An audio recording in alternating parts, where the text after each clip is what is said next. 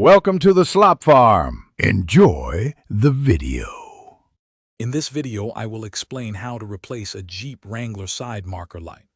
First, always prioritize safety by ensuring your vehicle is completely off and the parking brake is set.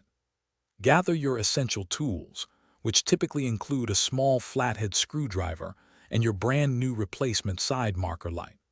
Working in a well-lit environment will make the entire process much smoother and help you identify all the necessary parts. Now let's remove the old side marker light. Locate the light assembly on your Jeep's fender.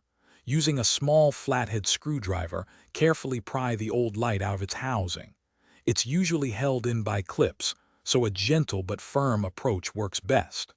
Once the assembly is loose, twist the bulb socket about 1/4 turn counterclockwise to detach it. Then, you can remove the old bulb from the socket. With the old light removed, it's time to install your new one. If your new light comes without a bulb, insert the new bulb firmly into the socket. Then, attach the bulb socket to the new side marker light housing by twisting it clockwise until it locks.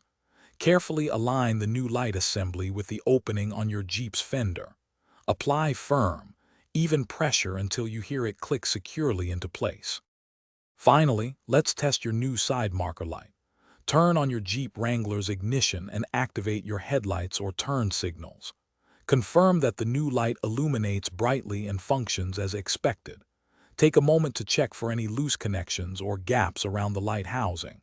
Ensure it sits flush with the fender for a proper seal and a clean, finished look. You've successfully replaced your side marker light. Thanks for watching. Consider subscribing if we helped you today.